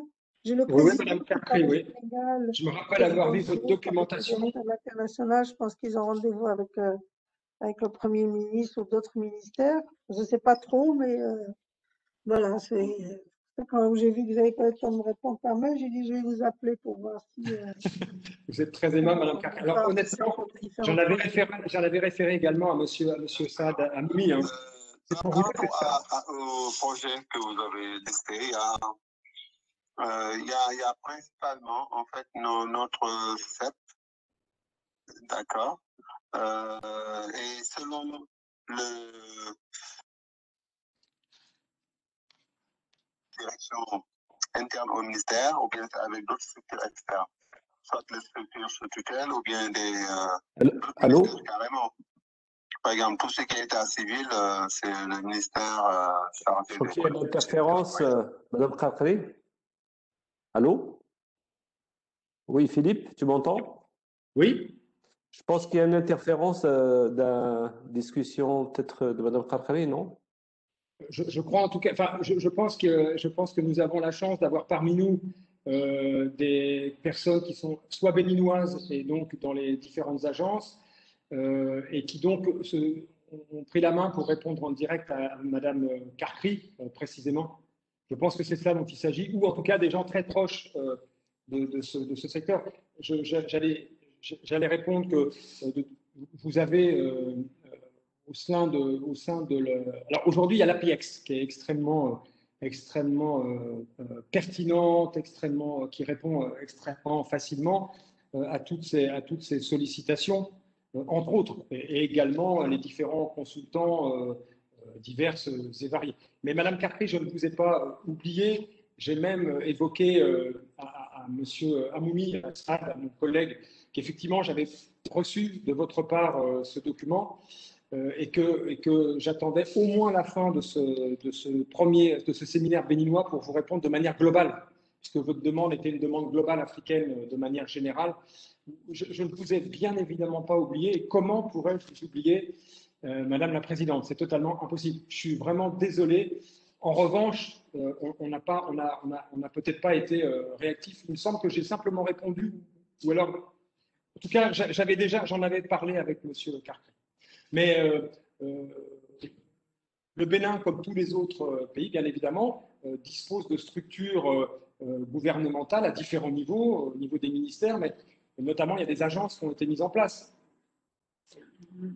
Ce que le président Patrice Talon a légitimement, comme je le disais en préambule de cette présentation, de manière très pratico-pratique, ce qu'il a mis en œuvre, c'est donc des agences extrêmement pertinentes d'un point de vue opérationnel et qui sont totalement disponibles sur ces différents sujets, entre autres. Donc, et au sein duquel la PIEX notamment est très bien placée, par exemple. Je vais peut-être reprendre le cadre de mon propos, si c'est possible. Ça, c'est bon? Oui, Philippe, vas-y. Je pense que tu as bientôt terminé, comme ça on laisse la place pour les questions. Hein. C'est bien ça? Alors oui, bon. De toute façon, cette interférence était plutôt bienvenue puisqu'elle allait dans le sens de l'arrivée sur des secteurs spécifiques qui nous semblent, de notre point de vue, parce que nous-mêmes, nous sommes sollicités, entre autres, sur une partie de ceci en tout cas, et que de nos contacts locaux, ces éléments nous sont à disposition. Nous, ce qu'on peut a priori vous dire, c'est qu'on a recensé 71 exportateurs marocains qui œuvrent vers le Bénin. Alors, pour 71, on va retrouver des toutes petites entités à des très grosses structures de classe internationale. Mais on a environ 70 structures qui sont déjà dans ces rapports directement avec le Bénin et qui œuvrent déjà donc, dans la relation économique entre le Maroc et le Bénin. Donc là, je parle directement donc, des chefs d'entreprise. Dans le cadre du plan gouvernemental, le secteur du tourisme est un secteur qui est véritablement mis en avant comme étant un secteur porteur.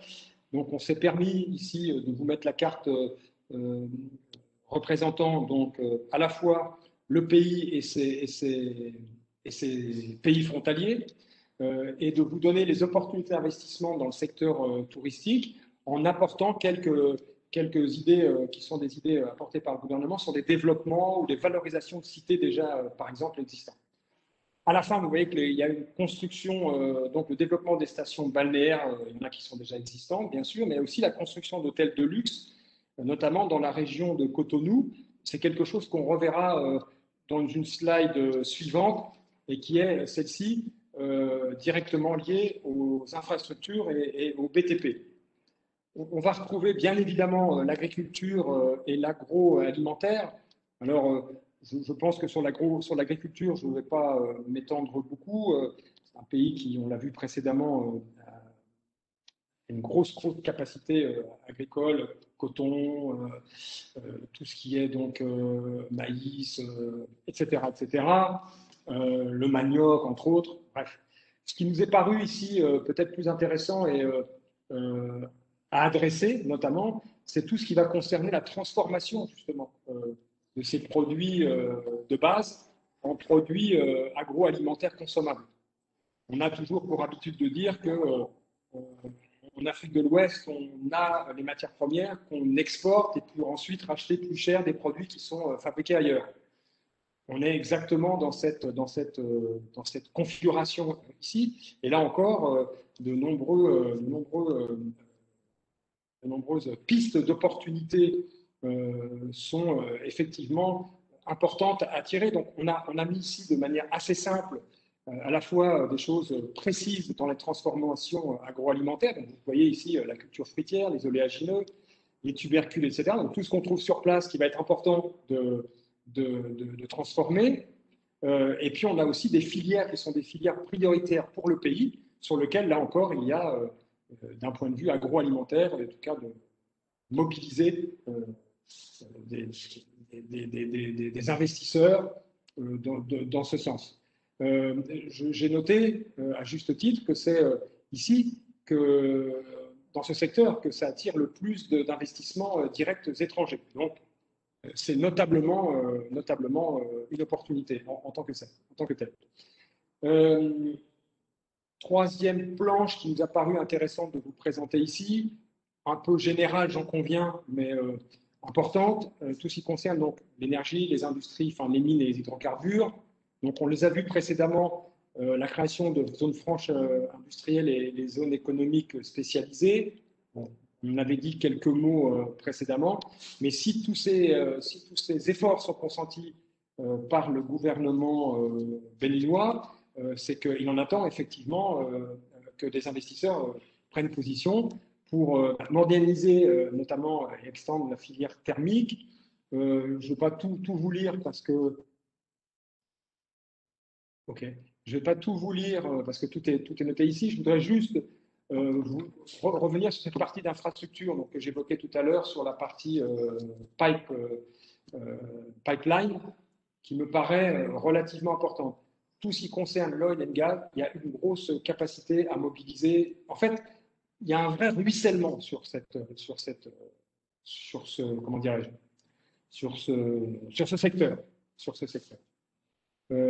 Et on est déjà, puisque mon directeur à Cotonou, qui est actuellement au Bénin, est un expert industriel, on est déjà dans cette mouvance et on sait qu'il y a des choses à faire pour tout cela. En accord, bien évidemment, en collaboration avec les différentes agences de l'État. Vous avez toutes ces informations. Je crois que le temps nous est compté. Il me semble que c'est la dernière planche. Bien sûr, les bâtiments et travaux publics. On est nous-mêmes en ce moment sur des rapprochements d'entreprises. Alors là, c'est plutôt Sénégal et on n'a pas réussi avec nos amis marocains, malheureusement. Donc, on est plutôt avec deux entreprises sénégalaises aujourd'hui. Donc, on essaie, nous aussi, de faire de l'intra-régional dans cette réunion. On avait fait précédemment avec les Danois, comme je vous le disais. Donc, voilà, les travaux publics, il y a beaucoup de choses à faire. Un gros aspirateur, une grosse oxygène ici à trouver des investissements réalisés. Je vous laisserai tout ça à lire. Et puis l'économie numérique, là encore, il y a une bagarre entre notamment le Sénégal. Alors, je parle du Sénégal, il y en a sans doute d'autres, hein, mais je mets vraiment en avant le Sénégal et le Bénin. On avait parlé avec Mme Carfry précédemment sur la volonté de prendre le hub sur les nouvelles technologies, se présenter comme étant la ville nouvelle, ville moderne, fonctionnant quasiment à travers les nouvelles technologies. Eh bien, il y a ce projet SN City au Bénin, et vous avez le projet qui est en concurrence. Excusez-moi, mes amis béninois, de revenir sur le. Mais c'est juste pour montrer effectivement cette vraie volonté des pays d'avancer, de bagarrer pour prendre le leadership sur différents secteurs. Et je crois que de ce point de vue-là, j'en suis sûr, on est pas mal sollicité par des entreprises des nouvelles technologies marocaines depuis qu'on réalise ces séminaires. Et là encore, il y a encore de belles opportunités à prendre compte tenu de ce que le gouvernement met en place pour structurer effectivement l'apport des investissements directs étrangers à travers les notions fiscales et autres. Voilà. Je crois, mon cher Saad, que j'ai un peu traîné, comme d'habitude un peu bavard. Pas de souci, Philippe. C'est vrai qu'on a mis quand même 1h15, mais bon, ça peut qu'il y a un intérêt parce qu'il y a à peu près 70 personnes qui sont encore connectées. Donc, en tout cas, félicitations pour cette intervention concise, comme d'habitude, et claire. Moi, je voudrais juste rajouter une chose, c'est que nous avons eu le plaisir de recevoir Monsieur l'ambassadeur au Maroc du Bénin, Monsieur Serge Dagnon, qui nous a rendu visite à la SMEX et qui est vraiment disposé donc à travailler avec nous main dans la main pour tout besoin. Donc c'est quand même important cette relation que la SMEX a avec l'ambassadeur. Et avant de redonner la main, peut-être qu'il y a des questions, je voudrais juste rappeler l'adresse de la plateforme dont j'ai parlé tout à l'heure, qui est b2b-asmex-afrique.ma. Donc, pour nos membres qui souhaitent se connecter sur cette plateforme pour participer aux missions de mai et juin qui seront organisées en B2B virtuel.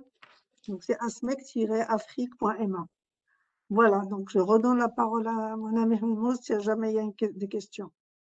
Merci, Madame Khakri. Merci, Philippe, pour cette présentation qui a dépassé le temps, mais je pense qu'il y avait un intérêt hein, parce qu'il y a tellement de choses à faire. Moi-même, j'ai découvert beaucoup de choses. D'abord, que c'est un pays piloté par un président orienté business, qui est une chose très positive, et énormément d'opportunités dans tous les domaines pour les entreprises marocaines, dans le BTP, dans le tourisme, nouvelles technologies, et j'en passe. Donc, sans plus tarder, je vais poser la question à M. Belhissel, parce que je n'ai pas vu de questions sur le chat. Il y a déjà quelqu'un qui a levé le bras. On donne la parole à M. Moussa Togola. Ok, à vous. Bonjour.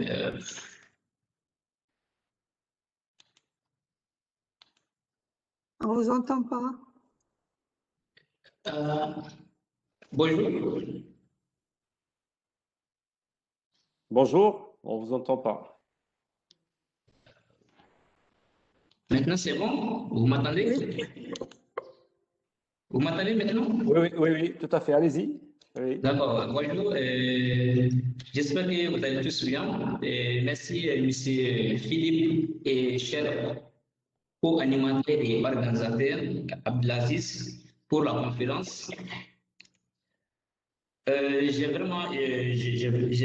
très bien aimé la manière dont vous avez passé la présentation depuis la présentation du Bénin jusqu'à la fin, c'est-à-dire les bâtiments et les travaux publics. Donc, sans tarder, moi, j'ai une question.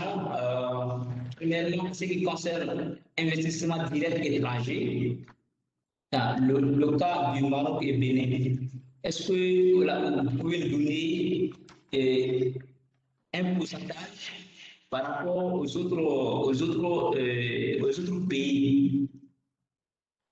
Ça, c'est la première question. La deuxième question, c'est par rapport aux appels d'offres.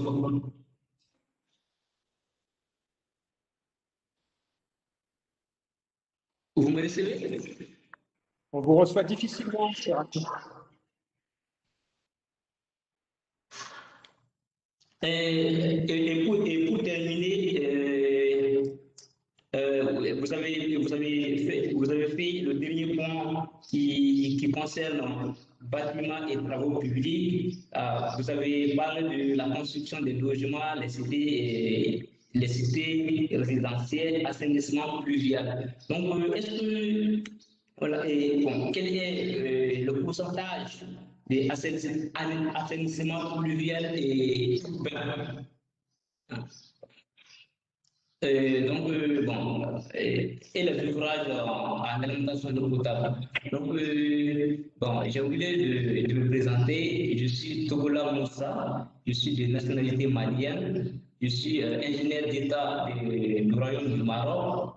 Je travaille en tant qu'ingénieur travaux de la société Medlo, qui est une société spécialisée dans la construction d'une station de pompage, assainissement des îles et alimentation en eau potable. Nous intervenons également dans la réalisation des fourrages des puits pour alimenter un village, pour fournir de l'eau pour l'agriculture. Alors, merci. Moi, de mon côté, en tout cas, c'était pas audible. Je pense que j'ai pas pu noter. J'ai que des bribes en fait de la conversation, enfin de l'intervention de ce cher participant. Est-ce que quelqu'un a pu relever? Moi, ce que j'ai retenu, c'est qu'il souhaitait connaître, par rapport aux investissements directs étrangers, je pense la part représentée par le Maroc, si j'ai bien entendu. Et la deuxième question concernait le BTP. Et je crois qu'ils sont, enfin leur société, notre interlocuteur est malien, il est basé au Maroc, et il travaille dans le domaine de l'assainissement. Et je pense qu'il souhaitait connaître la part de projets, que représentaient les projets dans ce domaine-là au Bénin. Et après, il a présenté un peu ce que leur société faisait, mais ce n'était pas très clair. Voilà. Alors, merci Sad. Moi, en ce qui concerne la première question, je pourrais répondre comme je le fais d'habitude, je pense. Je ne l'ai pas là sous les yeux. Ou je l'ai peut-être dans mes documents, mais je ne vais pas vous faire perdre de temps. Je répondrai par mail comme je le fais d'habitude. Je donnerai cette indication. Par contre, pour ce qui concerne, donc, quelle est la part du pourcentage des projets eau, je ne situe pas bien. Je vois pas je vois pas. Je peux éventuellement recenser les projets parce qu'on est sur certains, enfin on est consulté plus ou moins, en tout cas on est dedans pour certains. Mais la notion de part, je la situe difficilement. Je la situe difficilement. Donc je ne vois pas comment je peux répondre à ça. Ce que je peux répondre éventuellement, c'est sur les appels à projets ou ce genre de choses. Ça éventuellement. Ouais. Ce que je proposerais à notre interlocuteur, si tu permets Philippe, c'est peut-être que de prendre, soit de m'appeler directement ou via la SMEX, parce que comme ça on a exactement ses besoins, ou par mail, comme ça on peut voir si on peut répondre rapidement à ces questions, ou s'il y a lieu de faire, disons, une prestation de service, ça va demander du temps de travail, on lui dira par mail. Voilà ce que je propose. C'est gentil. Juste, je peux préciser une chose qui est importante puisque ça m'appelle les consultants. On a, je crois, aujourd'hui plus d'une centaine d'appels à projets, d'attributions, etc., d'appels à projets, de contributions, d'appels d'offres qui courent en ce moment par rapport à tout projet confondu, que ce soit dans le domaine de l'agriculture, de la construction, tout domaine confondu. On a plus d'une centaine de possibilités éventuellement de traquer des marchés actuellement au Bénin. Bénin exclusivement. En plus de ce que j'ai présenté ou inclus dans ce que j'ai présenté précédemment. Très bien, merci Philippe. Monsieur Belhsen, est-ce qu'il y a d'autres questions, interventions en direct? Je vous ai envoyé une question qui vient de tomber. D'accord. Alors,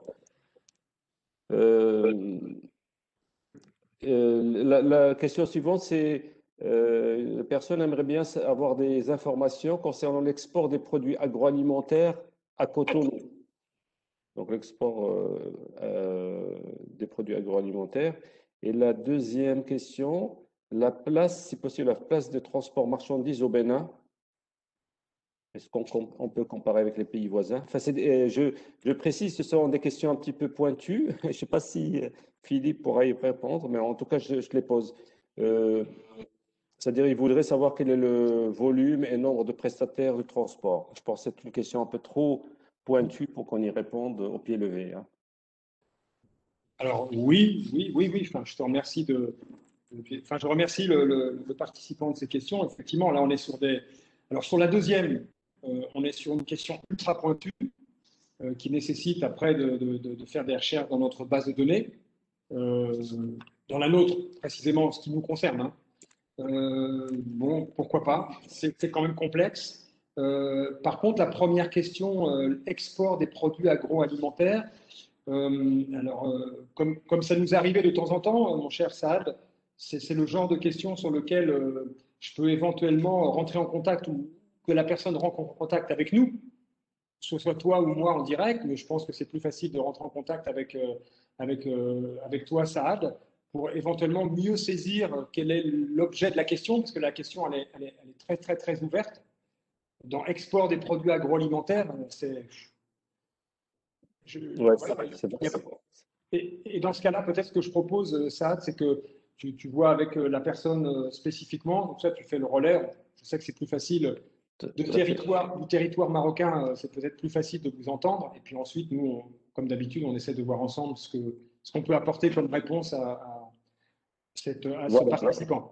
J'invite le participant à m'envoyer la question. Moi, je pourrais téléphoner pour bien comprendre le besoin et après, on y travaillera avec Philippe pour vous répondre avec précision.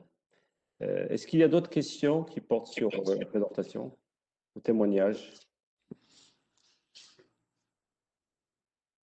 Est-ce que quelqu'un veut prendre la parole pour poser une question directe ou un témoignage? Ok, j'ai une question qui est arrivée sur est-ce qu'il y a des accords de non-double imposition entre le Maroc et le Bénin? Est-ce que tu sais, Philippe? Est-ce qu'il y a des accords de non-double imposition entre le Maroc et le Bénin? Donc, des accords bilatéraux. Ça, par contre, c'est une info qu'il faut que je traque. Ouais. D'accord. Regarde si tu peux aussi. Non, ça, je peux bien évidemment l'obtenir. Je dois l'avoir dans ma documentation. Je ne l'ai pas présenté, mais je ne l'ai pas en tête. Vous savez que, excusez-moi, chez nous, on a un juriste fiscaliste qui est associé à cette société. Ce n'est pas mon domaine de compétence. Donc, très bien. De toute façon, et non-imposition, oui ou non, j'ai noté. Ça sera dans le contenu du mail que j'enverrai à tous les participants. Merci. Sébastien, est-ce qu'il y a d'autres participants qui souhaitent intervenir? Il y a quelqu'un qui a posé une question. Où pouvons-nous trouver tous les appels d'offres pour le Bénin dont vous avez parlé?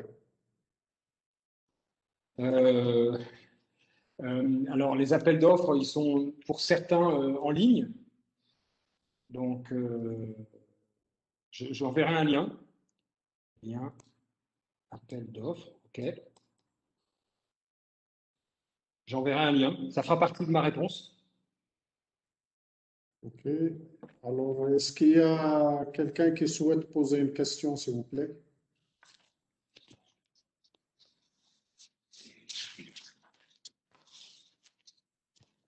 Si vous pouvez lever la main pour pouvoir vous donner le son. Peut-être que pendant que, si ça vous dérange pas, monsieur Belharsene, ce que je peux peut-être préciser, je pense que mon collègue Saad sera d'accord avec moi.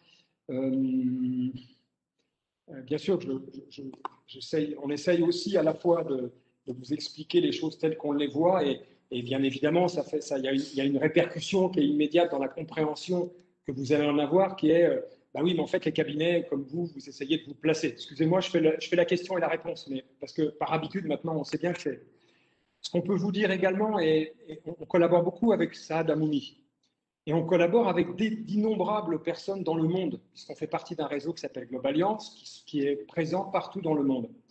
Et ce qu'on a au fur et à mesure des années, et mon ami Saad est bien plus expérimenté que moi dans ce domaine, on est plus jeune que lui dans ce domaine, c'est que on a aujourd'hui des possibilités à travers les réseaux, les liens, etc., de pouvoir postuler à tout un tas d'offres à travers le monde, présenter nos offres à travers le monde, etc. Ce qu'on sait, ce que l'expérience nous dit in fine, c'est que quand on veut obtenir quelque chose de spécifique, il y a un moment donné, il faut aussi être conscient qu'on aura sans doute besoin d'un lien, de quelque chose qui va pouvoir faciliter en réalité cette offre. Répondre à une offre internationale, eh bien, on ne répond pas de la même manière quand on répond à une offre internationale aux Pays-Bas, par exemple. Quand on répond, voilà, il y a des critères, mais je crois que vous le savez aussi. C'est de la même manière que on ne fait pas exactement de l'agriculture de la même manière qu'on va le faire dans le désert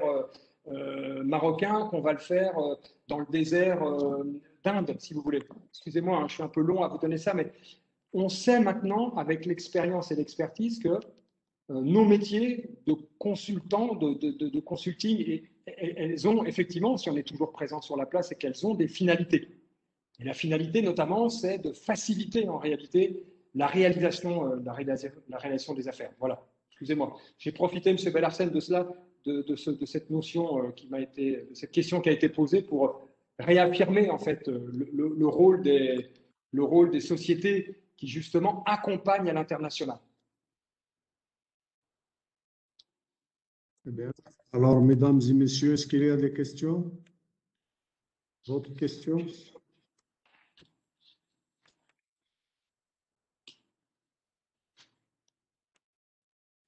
Question, le transport des équipements électromécaniques, procédure à la frontière, c'est-à-dire quelles sont les procédures à la frontière pour le transport des équipements électromécaniques? Question aussi directe. Là encore, oui. Écoutez, merci. Là encore, c'est une question à multiples entrées en fait. Là, si je peux me permettre, M. Belharsene, sans vouloir être désagréable, je proposerais éventuellement une mise en relation avec Saad Amoumi, au moins pour qu'on définisse peut-être plus le cadre de la question, parce que ça peut porter sur le transport, sur la logistique, ça peut porter sur la douane, enfin, vous voyez, il y a ça peut porter sur la fiscalité. Donc, c'est une question à multiples entrées. Et plutôt que de vous livrer un document de 18 pages, que mon associé ne voudra pas me livrer gratuitement, je préfère éventuellement mieux comprendre la question pour voir dans quelle mesure je peux répondre précisément à une question. Voilà. Mais on reste à votre entière disposition. Hein. Mais ça, je préconise encore la mise en relation avec Saad Amoumi. Oui, je viens d'envoyer mon email sur le chat, demandé par un des interlocuteurs. Donc, on est à votre disposition.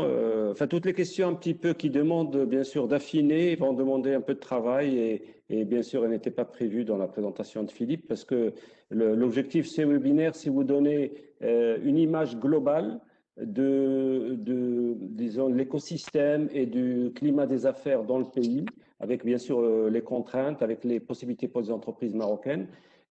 Aussi, ce que nous pouvons faire en tant que consultants spécialisés en business développement avec vous, pour vous. Mais bien sûr, on ne peut pas sur le champ répondre à toutes les questions un petit peu très pointues qui concernent votre secteur. Donc, on sera à votre disposition pour répondre, vous donner une proposition s'il s'agit d'un projet qui demande du travail. Et voilà. Donc, Sib El Hssen, je pense que il n'y a plus de questions. Je S'il n'y a vois plus de des questions, je vois des personnes avec des points d'interrogation. Je ne sais pas s'ils veulent interagir. Donc, Monsieur Balla.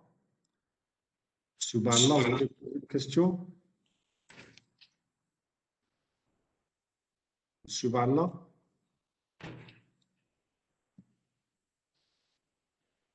Monsieur Mahjoub?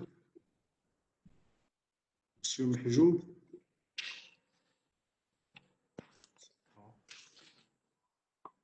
Monsieur Rochdi? Des gens qui ont mis un point d'interrogation, donc je ne travaille pas là. bon, on va peut-être Je pense qu'on est arrivé au terme. Donc, je tiens à remercier Philippe pour l'excellent exposé, pour sa disponibilité aussi avec nous donc, tout au long des webinaires donc, sur les pays d'Afrique de l'Ouest. Donc, nous en avons encore 2 ou 3 autres donc, qu'il animera. Et je le remercie infiniment. Je remercie Saad Hammoumi aussi donc, pour sa disponibilité, son écoute et tout ça. Je remercie tous les participants d'avoir été très patients avec nous, d'avoir interagi donc, avec Philippe. Et à vous, Monsieur Cordier, Monsieur Hammoumi, donc, pour le dernier mot. Je laisserai mon collègue terminer. Je veux juste passer un message personnel à Madame Karkri. Je vous promets de vous revenir lundi. Et de manière plus générale, je remercie bien évidemment M. Abdelaziz Belharsen, toujours très disponible et enchanté d'échanger toujours avec vous. Je remercie bien évidemment mon ami Saad Hammoumi, puisque si je m'adresse à vous aujourd'hui, c'est grâce à lui, réseau Global Alliance. Et je remercie tous les participants d'avoir pris le temps et la peine de nous écouter, d'interagir avec nous, et on reste bien évidemment à votre entière disposition. merci Philippe. À mon tour de te remercier vivement pour ton excellent exposé à l'accoutumée. Hein. Et je remercie Monsieur Belhassan et Monsieur Sentissi de la SMEX, ainsi que Madame Karkari qui a dû nous quitter parce qu'elle avait un engagement suivant. Tous les intervenants, on vous remercie. On reste à votre disposition. On est là pour collaborer avec vous, ouvrir les possibilités sur ces marchés-là. C'est un peu le but de l'exercice. Il s'agit là juste de teaser pour vous donner un avant-goût, mais on est là pour bien sûr affiner vos demandes particulières. Avant de terminer, je vous dirais qu'on retrouvera Philippe, je pense, dans 1 mois à peu près, hein, donc ce sera le Ramadan. Je profite de l'occasion pour dire que l'horaire du webinaire sera changé pour permettre bien sûr de le caler avec les horaires du Ramadan. Je pense qu'il va être enfin, on vous annoncera disons le webinaire avec l'heure exacte. Et le prochain, dans 15 jours, sera sur Doing Business en Pologne et sera animé d'ailleurs par la présidente du réseau Global Alliance. Et donc, je vous invite à venir aussi nombreux. C'est un pays très intéressant pour le Maroc, qui est malheureusement pas trop bien connu par nos entreprises. Donc, merci à tous et je vous souhaite un bon Ramadan. C'est bientôt et à bientôt. Merci Philippe. Merci à tous.